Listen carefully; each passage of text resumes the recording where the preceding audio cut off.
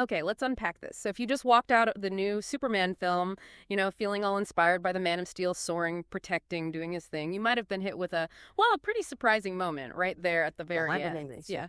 That quick cameo, it definitely left a lot of people kind of scratching their heads, buzzing with questions, because in those final moments, we got this glimpse of someone totally unexpected, someone who promises to shake up the DC universe in a really major, maybe deeply unconventional way.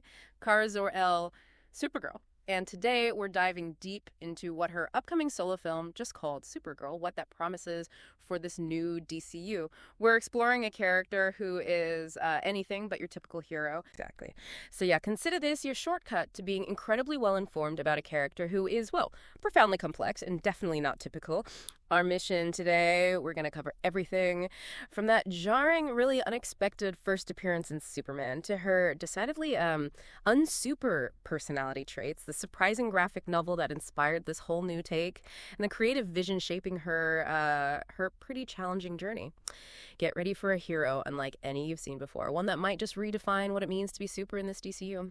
Right, let's jump straight into that surprise moment, because Supergirl's debut in Superman, it was brief, yeah, but it certainly left an indelible impression, didn't it? You're there, nestled comfortably with Clark at the Fortress of Solitude, maybe expecting a quiet moment from Man of Steel, and suddenly, who kind of stumbles in? Kara Zor-El. But she's not exactly making a graceful entrance, is she? Not heroic at all. The sources actually describe her as very drunk and disorderly.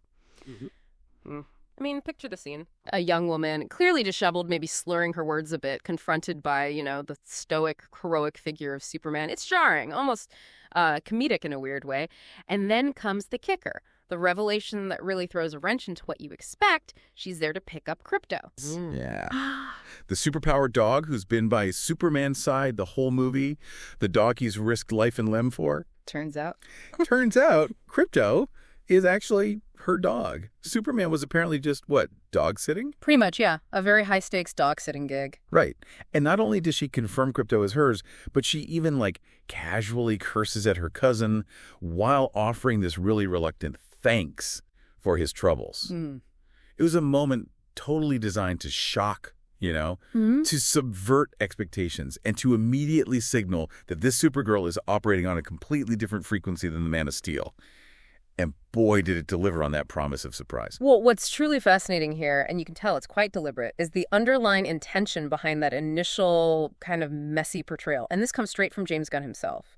He actually stressed that the primary reason, almost a subversive reason for Kara's appearance in Superman wasn't just to introduce Supergirl. It was actually to deepen our understanding of Superman's empathy. Oh, interesting. Okay. Yeah, think about the journey you've just seen with Clark, right? Throughout the movie, he risked his life multiple times for Krypto, even though, as Gunn put it, it was not even his dog, and Krypto was frankly a pain in his ass. Right. He wasn't exactly thrilled about it initially. No. Gunn even elaborated, saying Superman didn't want to take the dog, Kara was off being irresponsible, and Superman's busy, saving the world every 2 seconds. But despite all that, he still went to the ends of the earth, literally, for Krypto. And remember that really poignant bit of dialogue earlier in the film between Lois Lane and Superman about Krypto. Where she says... Where Lois, trying to rationalize, says, it's just a dog. And Superman, with his quiet intensity, replies, yeah, not even a very good one, but it's probably scared. Yeah, I remember that. Well, Kara's cameo retroactively enhances that entire moment. It underlines the true depths of his compassion, his inherent goodness, in a way that hits much harder when you realize the dog wasn't even his responsibility. It's a very subtle, but I think incredibly powerful character beat for Clark. It lets his selflessness shine even brighter, especially when contrasted against Kara's initial presentation. That's brilliant, isn't it? Yeah, it makes that earlier exchange so much more poignant, much more layered, knowing the full context now. It really does redefine Clark's compassion. But this initial appearance, it wasn't just about Superman, was it? It was also like a lightning bolt, immediately signaling to fans, hey, this Supergirl is going to be unlike any we've seen before. And that difference, it starts with a truly challenging characterization. Precisely. Yeah, beyond just serving as a mirror to Superman's empathy, that cameo instantly establishes the DCU's unique, almost subversive take on Supergirl. It functions as what the sources call a perfect opportunity to give a preview of Supergirl and Krypto's dynamic. So right from the start, we see a relationship that's far from, simple or idyllic, and it lays a crucial foundation between the two of them in the franchise. Her irresponsible nature, as Gunn directly pointed out, instantly sets her apart from what audiences might traditionally expect from a Kryptonian hero. Right. We usually get the noble, upright types. Exactly. Yeah. We're accustomed to Kryptonians as these paragons of virtue, often portrayed as noble, upright, almost impossibly good. This Kara, however, she's introduced in a state of disarray. It highlights a significant departure from previous, often much lighter, portrayals of the character, like the earnest, wholesome depiction in the CW series, for instance. Totally different vibe. Completely. It's a bold first impression, designed to both surprise and intrigue. Immediately raising questions about her past and what could possibly lead a superpowered being to such a state. And that immediate impression, it absolutely stirred the pot. It ignited conversation instantly. For a lot of viewers, especially those maybe not super deep into the comic book material, seeing Kara Zor-El show up, drunk and disorderly, casually cussing at Superman, it was a significant shock, almost jarring. It forced this fundamental reevaluation of what a Supergirl could even be. It immediately signaled, okay, this version is going to be very different, moving way beyond that traditional image of the bright, optimistic heroine. It hinted at a character burdened by something far heavier than just the weight of the world. Okay, so here's where it gets really interesting, and maybe, frankly, a bit unsettling, but in the best possible way. That brief, messy cameo in Superman, that was just the tip of the iceberg. James Gunn has been remarkably blunt about his definitive characterization of this new Supergirl. He straight up called her a total mess. He really did. No holding back. And he's explained why, offering the stark, almost heartbreaking contrast to her famous cousin. I mean, think about Superman's upbringing, right? He had, and I quote, a wonderful upbringing by these two parents that loved him and were very healthy. The Kents, yeah, salt of the earth. Exactly. Found by kind, nurturing Kansas farmers, raised with strong values, a loving home, a stable environment. Pretty much the ideal. Now, compare that to Kara. She wasn't found by kindly Midwestern parents. She was raised on a chunk of the destroyed planet Krypton itself, just adrift in the unforgiving void of space. Wow, just imagine that. For the first 14 years of her life, she tragically watched everyone around her die. Just picture it, witnessing the slow, agonizing demise of her entire world, her family, her friends, her culture, over more than a decade, all while trapped on this crumbling shard of her home. The isolation. The grief. The sheer relentless trauma, the constant loss, the profound isolation. This unimaginable experience, Gunn says, has left her a much harsher and more effed up Supergirl than audiences are used to. Yeah, Phil. His words. His words. And she's described as pixie-ish, but very attitudinal, which hints at this fiery, maybe even confrontational personality, despite maybe looking, delicate or innocent. She carries this simmering resentment, right? A jaded outlook born from just unfathomable loss. There's even a mention of her having an unhealthy relationship with Krypto. That caught my eye, too. Yeah, which really hints at the deep complexities within their bond. It goes way beyond just a typical hero and sidekick thing. Krypto isn't just a pet here. He's a living, breathing tether to her lost world, a shared survivor of Krypton's destruction. Which makes him a significant catalyst for events in her story, absolutely. Absolutely. But also, like you said, a symbol of her profound, unresolved grief. Yeah, it's clear this is not your wholesome, sunny, traditionally optimistic Supergirl. Not at all. She's a survivor carrying the scars of a literal dying world. And if we connect this to the bigger picture, this darker, more jaded Supergirl, it isn't some arbitrary creative choice they just plucked out of thin air. Right. She is actually comic book accurate, specifically based on Tom King's critically acclaimed graphic novel, Supergirl, Woman of Tomorrow. Okay, so it comes straight from the comics. Directly. The graphic novel literally opens with a scene that mirrors what we saw or heard about leading into Superman. Kara is drunk at a bar on a red sun planet. And there's a very specific and actually quite clever Kryptonian scientific explanation for this. It grounds her behavior right in the lore. See, on a red sun planet, Kryptonians' powers are completely depleted. They're basically human level. Ah, right. No super metabolism. Exactly. Which means substances like alcohol can actually affect them, cause intoxication. Unlike under a yellow sun like Earth's, where their rapid metabolism and healing factor would just negate any such effects almost instantly. So it's a loophole. It's a loophole, yeah, but it's more than just a clever scientific one. It's a really tragic insight into a character who, despite having godlike power under a yellow sun, actively seeks out vulnerability and, numbness on red sun planets. It highlights this profound coping mechanism, a desperate way to escape the constant burden of her trauma, a concept that's deeply resonant for a woman of tomorrow who is fundamentally haunted by yesterday. Yeah, that's heavy. It is. Her choice of pastime, partying and seeking oblivion, it speaks volumes about her emotional state, this deep-seated pain that she tries to drown. So it's not just random, not just for shock value, it's deeply rooted in the lore, and it reveals a core aspect of her character. How does this particular lore choice that Kryptonians can get drunk under specific circumstances, how does that deepen Kara's character beyond just explaining why she showed up drunk? Does it introduce like a new vulnerability or maybe a different kind of coping mechanism we haven't really seen in Kryptonian heroes before? Exactly. It's not just about, having a hangover. It's about a fundamental difference in how Kara processes the incredible burden of her past compared to Superman. Superman found stability. He found unconditional love with the Kents, right? And that allowed him to embrace his powers as a gift, something to use for others. Kara, however, experienced profound, relentless trauma from a young age. On a red sun planet where she is vulnerable, she can actually feel the release of alcohol's effects. A stark contrast to the invulnerability and maybe the constant high alert she feels under a yellow sun. Right, she can't just switch off otherwise. Pretty much.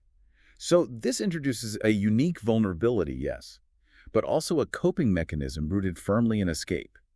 It suggests a character who might feel constantly overwhelmed, perhaps even by her own immense powers, and actively seeks moments of ordinary human weakness. Maybe to feel something other than the crushing weight of her grief, or perhaps just to feel nothing at all for a while. This choice to engage in a pastime that actively depletes her power and numbs her senses, it's a really stark illustration of her internal struggle and the deep psychological scars she carries. That makes a lot of sense. It really paints a picture. And the significance of her cursing at Superman or her general total mess demeanor, that isn't just for shock value either then. Not at all. For fans of the comic, this darker side is genuinely exciting. That's a word used in the sources, because it signals that DC Studios is not going to shy away from going there. Meaning they seem committed to the mature, nuanced themes of the source material, the Woman of Tomorrow comic. Which is seen as necessary. Yes. In the context of the graphic novel's themes, this grittier, more damaged portrayal is deemed necessary to tell the story correctly. The film is definitely expected to explore heavy themes, diving deep into Kara's past trauma, those 14 years watching her world literally die around her, and the devastating mental state this has left her in. So we're talking grappling with survivor's guilt, immense grief, maybe even a deeply cynical view of life and justice. Okay. It's acknowledged, that this might be a tough pill to swallow for people who prefer a more traditionally lighter, unequivocally good hero. Sure, some might want the classic, cheerful Supergirl. Right.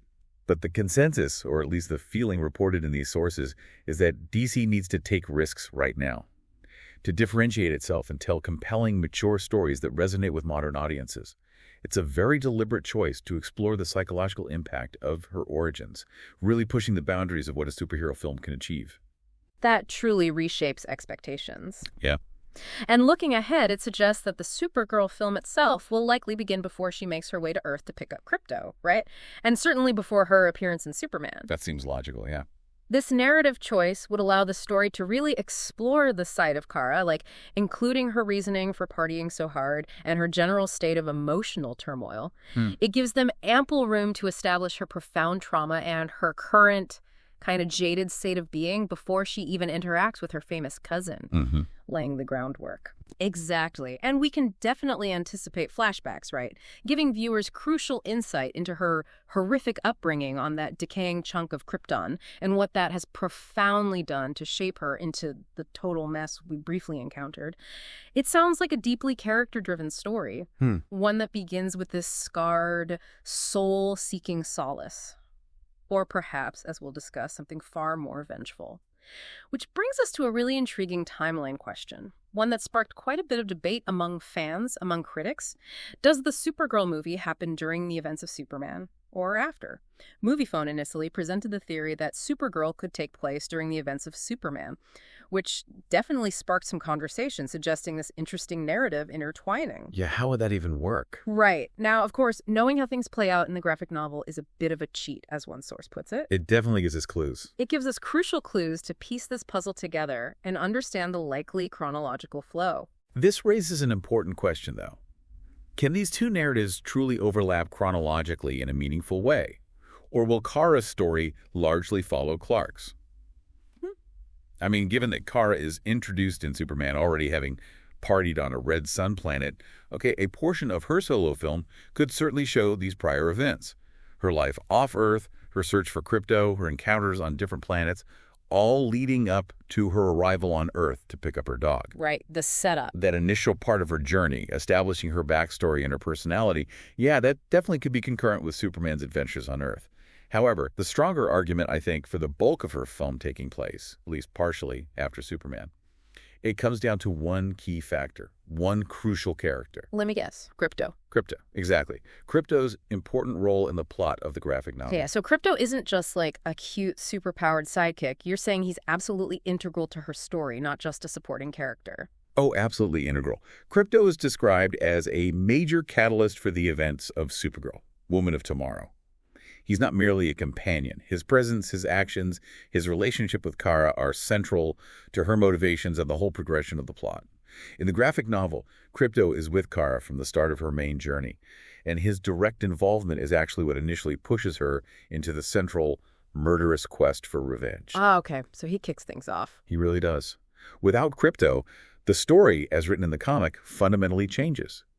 So because of Krypto's centrality to the narrative, the idea of Kara's movie taking place entirely during Superman's events, it starts to dwindle, as the source says. He's simply too important to the story being told to not be a part of her movie at all once her main adventure really begins. And Superman set up that he is her dog. Exactly. Superman has now established that Krypto is definitively Kara's dog. That's a key foundational element taken directly from the graphic novel that they need to honor.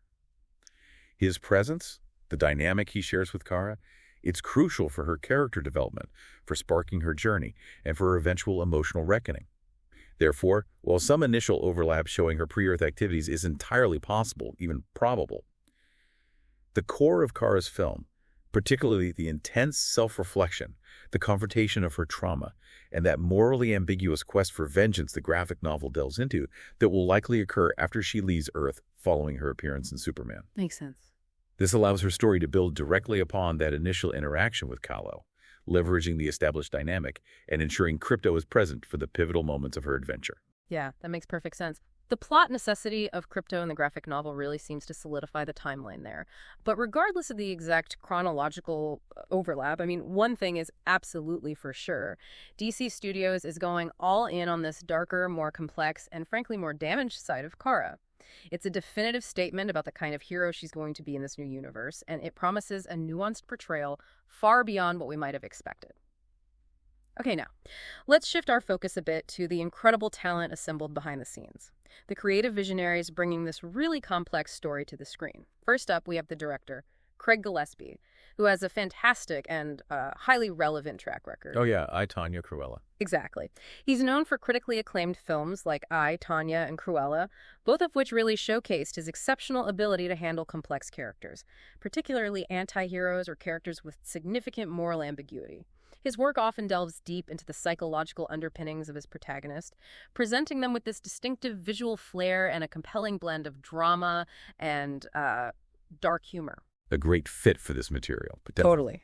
His involvement immediately signals that Supergirl probably won't be a paint-by-numbers superhero flick. It feels like it's going to be a deep character study. And then there's the screenwriter, Anna Nogueira.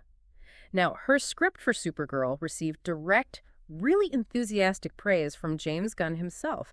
He explicitly stated that it was above and beyond anything I hoped it would be. High praise. That's huge, coming from Gunn. It is. And what's even more fascinating, and just a huge testament to the undeniable quality of Nogueira's script, is that its strength was apparently so compelling it actually changed initial plans within the DCU. Oh, really? How so? Well, Supergirl was originally not intended to be the second film in the DCU after Superman, but the script's quality pushed it right into that pivotal slot, making it a cornerstone of the new universe's first chapter. Wow, the script bumped it up the schedule. Exactly. That's an incredibly rare and significant vote of confidence in the writing. And what's fascinating here is how carefully the cast seems to have been selected to embody this nuanced vision.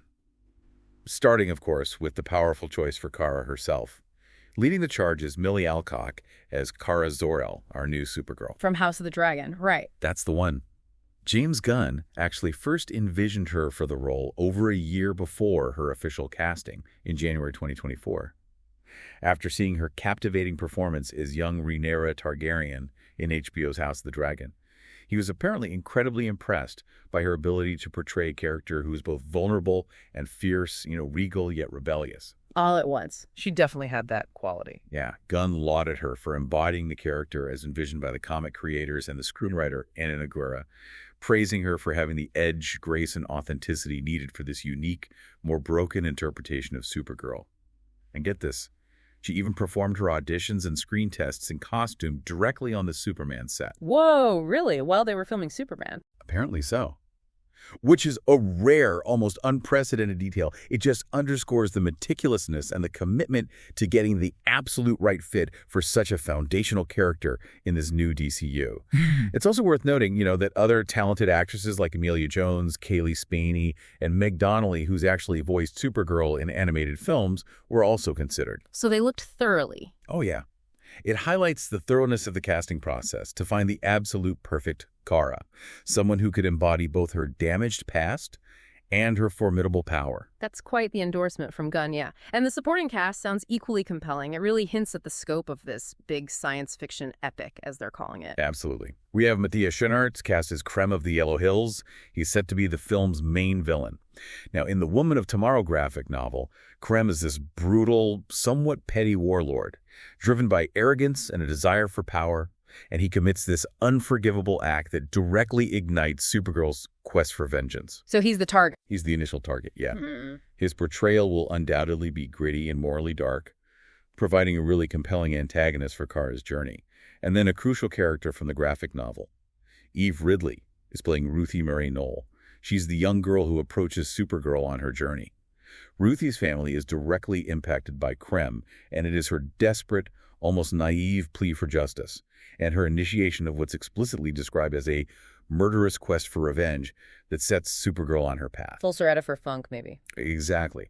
Ruthie serves as this vital moral compass, but also a catalyst, pulling Kara out of her self-imposed drunken stupor and forcing her to confront the injustices of the universe, and maybe her own internal demons, too. We also have David Krumholtz and Emily Beecham playing Supergirl's parents, Zor-El and Alora Inzeki. Which points to those flashbacks. Strongly hints at the anticipated crucial flashbacks, yeah. Giving us vivid insight into Kara's tumultuous Kryptonian past on that dying chunk of Krypton, allowing the film to fully explore the origins of her profound trauma and the life she lost. But crucially, and this is truly exciting, I think, for comic fans, there's an incredibly exciting cameo planned by Jason Momoa as Lobo. Lobo, okay, the main man himself. The main man, the notorious alien mercenary and bounty hunter. And what's particularly noteworthy here is that Lobo does not appear in the original Woman of Tomorrow comic. Right, that's a big addition. It's a big addition, and it's a deliberate, strategic, creative decision. He was apparently added to the film specifically to help adapt the story to a more robust three-act structure, which demonstrates the creative team's willingness to evolve the source material for the big screen while hopefully staying true to its spirit. Can you elaborate on that three-act structure thing? How does Lobo help? Sure. So basically in cinematic storytelling, a three-act structure involves a setup, Act 1, a rising action leading to confrontation, Act 2, and then a resolution, Act 3. Lobo, with his volatile, chaotic, and often totally immoral nature, he can be a perfect catalyst to kickstart that confrontation act, Act 2, maybe forcing Kara out of her isolation and onto her quest in a more aggressive way. Or he could provide escalating stakes and obstacles needed to drive the narrative forward in a really dynamic, engaging way. He's not just a plot device. He could be this chaotic mirror for Kara, an anti-hero who might challenge her own developing moral compass on this vengeful journey she's on. That's a fascinating way to use a character who wasn't originally there. What does James Gunn's enthusiasm for Lobo tell us about his role and potential impact in this new DCU? Well, James Gunn was incredibly enthusiastic about Lobo's inclusion. He stated that Lobo is the biggest comic book character that's never been in a film, which is a bold claim. Pretty bold, yeah. But it certainly speaks volumes about the character's cult status and his unique potential. This isn't just hype. Lobo represents a different kind of cosmic force, one that's gleefully brutal, unpredictable, and entirely unconcerned with traditional heroism. His presence signals that this DCU isn't shying away from its wilder, more irreverent side, which Gunn is known for. True. And interestingly, Lobo's inclusion in Supergirl also mirrors this fascinating scrapped idea from the comic's original pitch.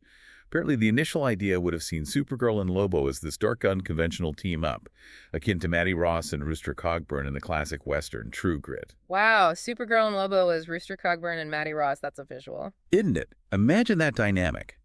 A traumatized, vengeful Supergirl reluctantly partnering with a self-serving, ultra-violent mercenary. That comparison alone speaks to the kind of morally ambiguous, rough-edged journey Kara is embarking on, and how Lobo can amplify the stakes and challenge her perceptions of justice and morality. It's a testament, I think, to the dynamic storytelling approach they're taking, pulling from deep comic lore, even discarded ideas, and adapting it creatively for the screen. That's a truly fascinating detail, yeah. How a discarded comic idea can find its way into the film adaptation to serve a new structural purpose. Shows a real understanding and respect for the source material even as they adapt it. Okay, so production-wise. Filming took place from January to May of 2025 across multiple striking locations. Warner Bros. Studios, Leavesden, London, in England. Scotland as well. And the rugged, dramatic landscapes of Scotland, yeah. With Iceland also expected to lend its unique kind of alien-like scenery to the film, sounds visually epic. Rob Hardy is on board as the cinematographer, which bodes incredibly well for the film's visual style, given his acclaimed work on visually distinctive projects before. Good choice. And James Gunn has expressed immense confidence in Gillespie, stating he wasn't even on set for most of the filming and that Gillespie was just doing his thing. Wow, that's a lot of trust. It implies a profound level of trust in the director's vision and execution, yeah, allowing him the autonomy to truly shape this complex narrative. And finally, just to confirm, in June 2025, the official title changed from Supergirl, Woman of Tomorrow, to simply Supergirl. Concise, powerful title for what sounds like a raw, emotional, and powerful film. And if we connect this to the bigger picture, the whole DCU landscape, Supergirl is positioned as the second film in James Gunn and Peter Safran's ambitious DCU Chapter 1, Gods and Monsters. This is incredibly significant. It firmly places Kara's story right at the very beginning of this new narrative universe, immediately following Superman. Setting the tone early. Exactly. And it's important to remind listeners, this DCU represents a soft reboot of the previous DCEU. So unlike a hard reboot, which completely wipes the slate clean, a soft reboot lets the creators selectively keep certain elements, maybe successful casting, popular designs, things like that, while fundamentally resetting the main continuity and the narrative direction. Best of both worlds, potentially. It allows them to learn from past missteps, perhaps, without totally alienating all existing fans, providing a fresh start that still feels somewhat familiar. This whole 8 to 10-year plan they talk about, it isn't just a timeline. It's meant to be this meticulously crafted narrative architecture, designed to build a cohesive, interconnected universe from the ground up, with a clear vision for its long-term storytelling. And to highlight this definitive shift, it's worth recalling the previous DCEU Supergirl, Sasha Calle, who debuted in The Flash back in 2023. Right, what happened there? Well, she expressed being heartbroken and frustrated about the recasting, especially since she apparently filmed a different ending for The Flash that would have actually set up her character's future in the previous continuity. Oof, that's rough. It is, but her experience really underscores the complete and decisive nature of this transition to the new DCU, signaling to audiences, this is a fresh start, and this Kara, Millie Alcock's Kara, in her new, darker iteration, is at its absolute forefront. And the marketing for Supergirl really reinforces that distinct feel, doesn't it? Signaling a deliberate shift in tone. You saw Superman's tagline, "Look up," inspiring hope, aspiration. Classic Superman. Classic Superman. Well, for Supergirl, it's transitioning to "Look out." Look out. Yeah, that's different. It's not just a catchy phrase, it's a very deliberate shift in meaning. It signals a different kind of hero, a different kind of story. Look out implies danger. Right. A warning. Perhaps even a sense of being on edge or encountering something formidable and unpredictable. It's the total mess vibe. It perfectly encapsulates the grittier, more intense nature of this character and her journey. We also got that official first image of Millie Alcock in her Supergirl suit, which came with this new, more intense tagline, hinting at a practical, maybe almost battle-worn aesthetic, not pristine. All of this is building towards that theatrical release date, June 26, 2026, a date that will mark the official full introduction of a character poised to redefine heroism in the DCU. So, why should you, the listener, care about this new Supergirl? Because she is fundamentally not a light, simple, aspirational hero in the traditional sense. Not at all. She's a deeply complex, trauma-driven survivor embarking on what has been called a big science fiction epic, but also, significantly, includes a murderous quest for revenge. The phrase keeps coming up, murderous quest. It does, and that murderous quest for revenge is not just like a hyperbolic statement for marketing. In Woman of Tomorrow, the comic, she embarks on this brutal, morally ambiguous journey across the cosmos, not simply for abstract justice, but for direct violent retribution against those responsible for the heinous destruction of her Kryptonian colony and the senseless deaths of everyone she knew. It's personal, deeply personal. Exactly. It's a dark, ethically challenging path that truly forces her and us, the audience, to question her heroic identity. This isn't just another cape and tights adventure. It feels like it's going to be a profound examination of grief, of vengeance, and the very blurred lines of morality when you're faced with unimaginable loss. This is a unique opportunity, really, to see a well-known character explored with an unprecedented depth and a hardcore edge, as they put it. It promises a fresh, challenging perspective on what it truly means to be a hero in this brand new DCU. One who might be just as broken, in some ways, as the world she's trying to navigate. It's a story that seems ready to push boundaries and explore the raw, complicated consequences of unimaginable trauma. So this deep dive, it's truly pulled back the curtain on a Supergirl far removed from previous, often much lighter, portrayals. She's a character profoundly shaped by immense trauma, a darker, more jaded outlook, yet clearly poised for an epic and incredibly complex journey across the cosmos. Her initial startling bond with Krypto, and that surprising, really impactful cameo in Superman, they're truly just the tip of the iceberg for what promises to be a deeply character-driven, emotionally raw, and intensely significant story within this burgeoning DCU. Which, it raises an important question, I think. Given this darker, more nuanced Supergirl burdened by trauma, embarking on this morally ambiguous quest for vengeance, how might her challenging journey and her ethical ambiguities pave the way for other complex, perhaps less conventionally heroic, characters in the DCU down the line? And maybe what deeper themes about heroism itself, about trauma, about the actual pursuit of justice? What might this film truly explore, pushing the boundaries of the superhero genre in the process? That's a truly thought-provoking question to ponder as we await her solo adventure, yeah. And hey, if you're eager to dive even deeper into the source material that inspired this compelling new direction, you might want to pick up the Supergirl, Woman of Tomorrow graphic novel before the film's 2026 release. Definitely worth the read. Absolutely. Just be prepared for a powerful, sometimes brutal story, and potential spoilers for the film, obviously.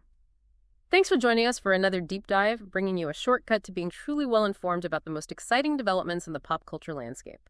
We'll see you next time.